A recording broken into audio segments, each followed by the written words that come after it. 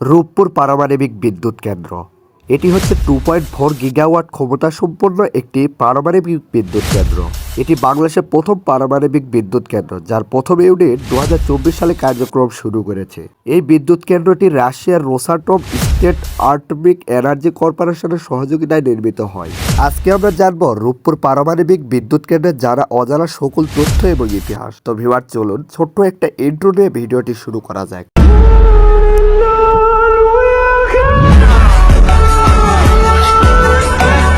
বাংলাদেশের রাজধানী শহর ঢাকা থেকে 200 কিলোমিটার উত্তর পশ্চিমে পাবনা ঈশ্বরদী উপজেলার অন্তর্গত পাকশী ইউনিয়নের রূপপুর গ্রামে নির্মিত হয় রূপপুর পারমাণবিক বিদ্যুৎ কেন্দ্র। প্রকল্পটি পদ্মা নদীর উপরে নির্মিত হার্ডিন্স ব্রিজ ও লালন শাহ সেতুর পাশেই নদী তীরে অবস্থিত।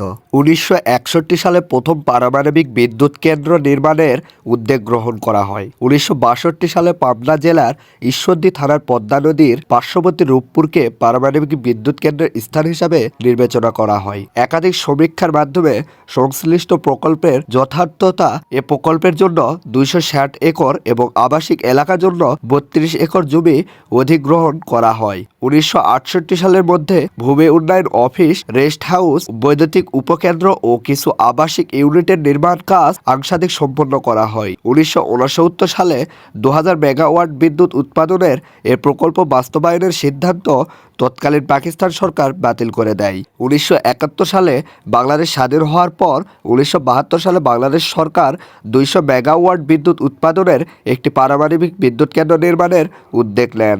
1967 থেকে 1986 সালে পারমাণবিক বিদ্যুৎ কেন্দ্র 125 মেগাওয়াটের একটি কেন্দ্র নির্মাণের প্রকল্প অনুমোদন করা হয়, কিন্তু বিভিন্ন কারণে প্রকল্পটি বাস্তবায়ন হয়নি।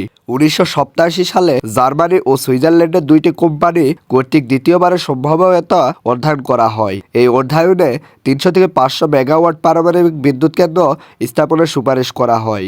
2009 সালে রূপপুর পারমাণবিক বিদ্যুৎ কেন্দ্র স্থাপনে অপরিহার্য কার্যাবলী সম্পাদন শৈক্ষিক প্রকল্পের মাধ্যমে পারমাণবিক বিদ্যুৎ কেন্দ্র পারমাণবিক অবকাঠামো উন্নয়নের কার্যক্রম শুরু করা হয়। 2009 সালের 13 মে বাংলাদেশ পরমাণু শক্তি কমিশন এবং রুশ ফেডারেশনের রাষ্ট্রীয় পারমাণবিক শক্তি কর্পোরেশন 2010 সালের 21 মে বাংলাদেশ সরকার এবং রুশ ফেডারেশনের সরকারের মাধ্যমে পারমাণবিক শক্তির শান্তিপূর্ণ ব্যবহার বিষয়ক ফ্রেমওয়ার্ক চুক্তি স্বাক্ষরিত হয়। 2010 সালের 10 নভেম্বর জাতীয় সংসদে রূপপুর পারমাণবিক বিদ্যুৎ কেন্দ্র নির্মাণের জন্য সিদ্ধান্ত প্রস্তাব গ্রহণ করা হয়।